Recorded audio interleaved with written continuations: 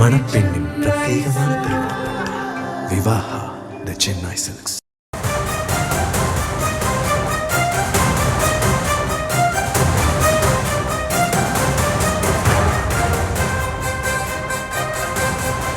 இலங்கை கடற்படையால் கைது செய்யப்பட்ட 25 காரைக்கால் மீனவர்களை விடுவிக்க நடவடிக்கை வேண்டும் என தமிழக வெற்றிக் கழகத்தின் தலைவர் விஜய் வலியுறுத்தியிருக்கிறார்.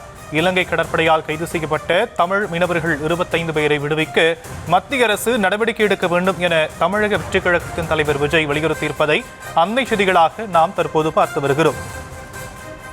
அனுமதி சீற்று பெற்று மீன்பிடித்து வந்த 25 தமிழ் மீனவர்கள் இலங்கை கடற்படையால் கைது செய்யப்பட்டிருந்த நிலையில் அவர்களை விடுவிக்க நடவடிக்கை எடுக்க வேண்டும் என தமிழக வெற்றிக் கழக தலைவர் விஜய் வலியுறுத்தியிருக்கிறார்.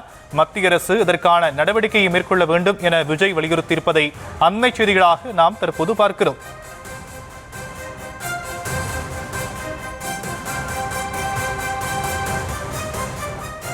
இது பற்றிய மேலும் விவரங்களை செய்தியாளர் ஜெரி வழங்க நாம் கேட்கலாம்.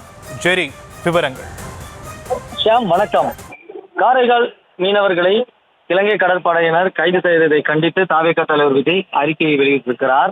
அதில் புதுச்சேரியின் காரைக்கால் மாவட்டம் காசாங்குடிமேடு, கிளிஞ்சல்மேடு கிராமங்களைச் சேர்ந்த 25 மீனவர்களை எல்லை தாண்டி மீன் பிடித்ததாக கூறி இலங்கை கடற்படை கைது செய்துள்ளது. அத்துடன் அவர்களின் படகுகளையும் பறிமுதல் செய்துள்ளது. இந்த அடாத செயல் அதிர்ச்சியையும் வேதனையையும் அளிக்கிறது. கைது செய்யப்பட்டுள்ள மீனவர்கள் 25 பேரையும் உடனடியாக விடுவித்து அவர்களது படகுகளையும் மீட்டுத்தர ஒன்றிய அரசு விரைந்து நடவடிக்கை எடுக்க வேண்டும் எனவும், அதே நேரத்தில் இலங்கை நீதிமன்றத்தால் கடந்த 3ஆம் தேதி விடுவிக்கப்பட்ட பிறகும் தமிழ்நாடு மீனவர்கள் 9 பேர் சொந்த ஊருக்கு திரும்ப முடியவில்லை. அவர்கள் அங்கே பரிதவித்து வருவதாக அவர்களின் உறவினர்கள் தெரிவித்துள்ளனர்.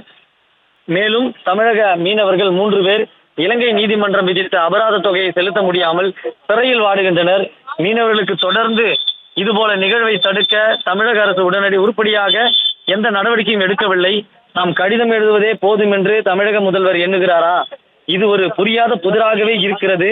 இலங்கை கடற்படையினரால் கைது செய்யப்பட்டுள்ள தமிழகம் மற்றும் புதுச்சேரியை சேர்ந்த மீனவர்கள் அனைவரையும் உரிய முறையில் மீட்டு சொந்த ஊருக்கு அழைத்து வர வேண்டும்.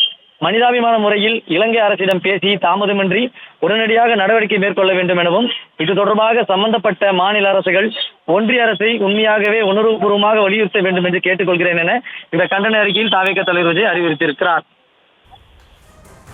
விரிவான விவரங்களுக்கு நன்றி ஜெரி.